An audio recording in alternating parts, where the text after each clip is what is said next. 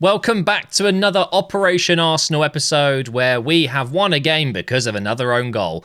That's what you're going to see online. That's what everyone is going to be talking about. Oh, look at Arsenal winning again thanks to an own goal. People that actually watch the game will understand that, yeah, we got a slice of luck with the own goal again, but we absolutely destroyed Brighton for large portions of that game, and their goal came out of absolutely nothing. But yes, statistically, on paper, we've won this game because of an own goal. And that is now multiple games in a row where we are relying on a bit of luck or a penalty maybe. Some people would argue penalties are lucky as well. The way I see it is you make your own luck. I feel like we are constantly unlucky. So I'll be honest, it's quite nice for a change that we're finishing matches and I'm thinking, maybe we got a little bit lucky today. Once again, apologies for my green screen struggling with this new chair I've got. No matter what settings I use, it seems to want to try and pick up the chair. I'm going to work on it. But yeah, this was a big one because obviously City had won their game. The pressure is on Arsenal. We can't slip up. And now we've done it. Another 3 points and we're back to top of the league. And obviously, as I said, we did dominate this game. And I've said it a few times now in recent weeks. It does feel like I'm repeating myself a bit here, guys, but it's just constantly a case of, on another day, we score 3 or 4. It's just, I don't know what it is. We are creating good chances. Our expected goals, if you care, is really healthy, and we are underperforming it for sure at the moment. I saw a ridiculous stat, and it's very clear right now that our attackers are getting a little bit unfortunate with how many good chances they're creating and how little we're actually scoring. So you could argue that will change. You cannot outrun XG. Some people think it's a useless stat, and I understand it's just a stat, but unfortunately, maths and stats, they don't lie. Eventually, you can't outrun XG. If you're consistently low on XG, consistently creating low XG chances, statistically, you will run out of luck. You won't score a lot of goals. It will catch up with you. It's the same the opposite way. If we keep creating high XG chances, having healthy XG totals every 90 minutes, the goals will come statistically. But I guess you could be just the most unlucky team and consistently underperform your XG forever, I guess. But talking of unlucky, once again, we've started the game, but this time, the injury was before the match started, so that's something different. In the warm-up, apparently Calafiori picked up some sort of knock injury. I have no idea. So Lewis Skelly made his first start of the season. I mean, Lewis Skelly was okay, I guess. But yeah, once again, it's just, hey, at least this time we didn't have to watch the injury occur during the match. And at least we didn't have to use up an early sub or something like that. But Calafiori picking up an injury, hopefully nothing too serious, because I would argue he's been one of our better defenders this season.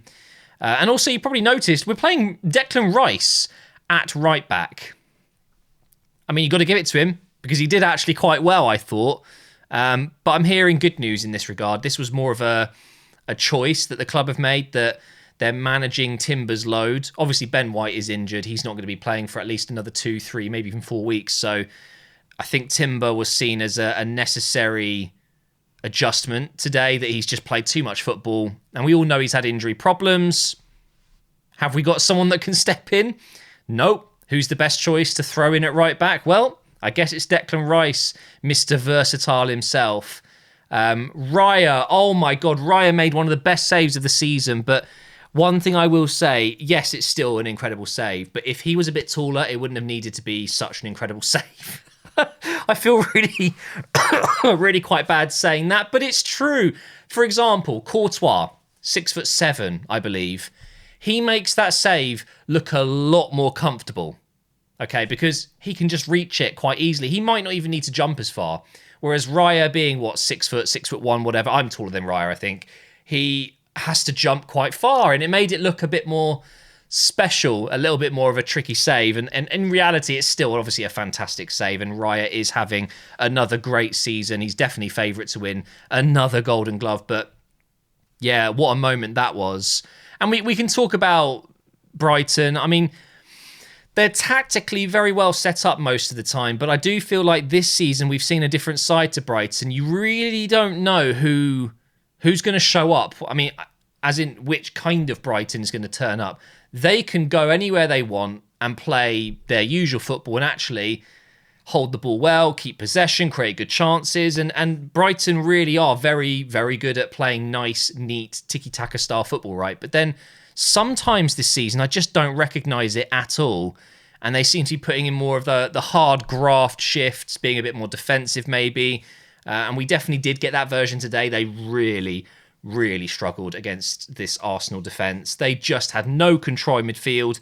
They were disappointing. And the fact that they've obviously come away with scoring a goal, and I guess they put a bit of pressure on us at times towards the end of the game.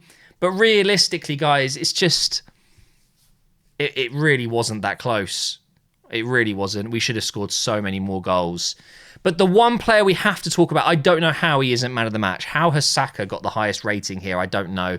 I think their algorithm sometimes isn't quite right. But Odegaard today was, I would say, pretty near on back to his best. Obviously, he's not going to be back to his absolute best still. He's only been back from injury for a little while.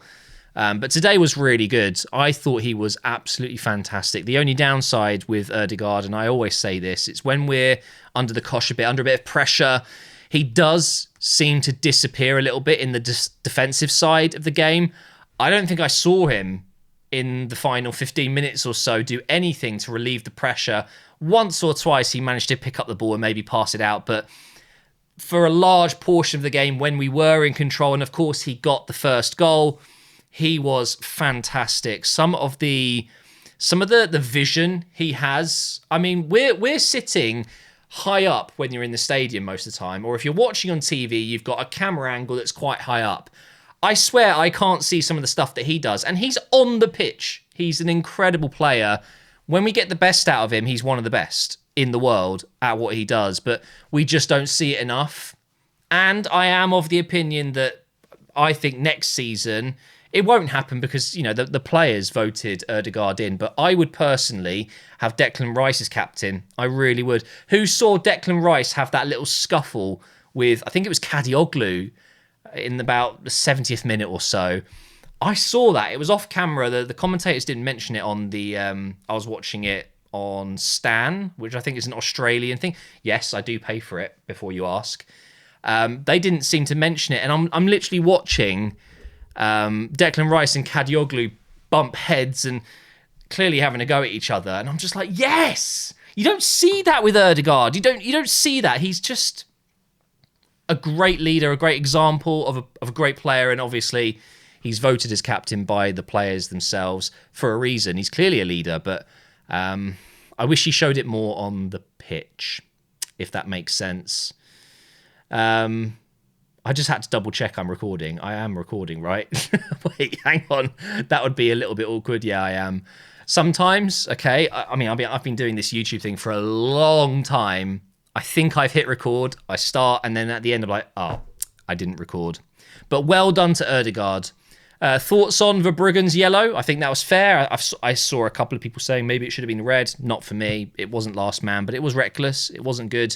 I thought Gyökeres, again, showed moments of brilliance today, but in general, his play just still isn't where it needs to be. Jesus came on, and actually, I found he was holding up the ball better than Gyökeres. He was making good runs in behind, and what you get with Jesus is that that kind of low centre of gravity. He's definitely better with the ball at his feet. He looked really dangerous when Jesus came on, and I thought Gyökeres, it's just this constant... shoehorning him in and hoping this will be the one, this will be the game, and it just never seems to happen at the moment. But he'll come good, right? He'll come good, right? I thought Marino was pretty tidy today, and Zubimendi, his usual self. I know some people do give him a lot of credit, and I think I'm one of them. I've mentioned it many times this season, but there are still way too many people out there not talking about how good Zubimendi has been this season. We talk about, you know, signings of the summer. I think Granit Xhaka is definitely a shout, and there's a couple other names that instantly get mentioned, but why not Zubimendi? Honestly, I know he's not right now the best player in the league, but in terms of making an impact as a summer signing, he is an instant starter for us, and he's doing such a good job. And he's playing arguably in the most physical league in one of the most demanding positions as a DM. He's not a big player. He's not a quick player. He's a thinker. He's a genius, and I love him. I absolutely love him. But this, of course, means, guys, we are back. Excuse me. Still coughing, as you can hear. We are still top of the table, as you can see here. I hate this bloody Villa loss. But we're 2 points clear again. The pressure is obviously still massively on us every time we play. And it is Villa again up next, while City have Sunderland. So we'll see. It's very possible. I think it will happen in the next few weeks that City might go ahead of us, but it doesn't mean it's over. I think if you look at the second half of the season, of course, we're one game away from being exactly halfway through. Our games in the second half of the season are just easier. They are. I'm sorry, they are much easier. We've played quite a lot of the really tough away fixtures already, so we do have some tough ones. We've still got to go to the Etihad, for example, but I truly believe we do have an easier second half of the season. We'll see who can come up with the goods when the pressure really, really counts, or when it's really on the team. I think City are very much used to it. They've obviously recruited quite well in the summer. They brought in some great players like Cherki and Reinders, and yeah, it's going to be a really interesting battle. And of course, Villa are definitely in there as well. Isn't it crazy, though, that Manchester United are now top 6, despite how written off they were, and they're level on points with Chelsea, despite them being title challengers at one point. Do you remember their win? Their 1-1 win against Arsenal? Yeah, me too. Well, thank you for watching, guys. I hope you've all had a fantastic Christmas. We'll be back with the Sunderland career mode on Monday. I think that's all I've got to say. Well done, Arsenal. 2-1 win, we take it.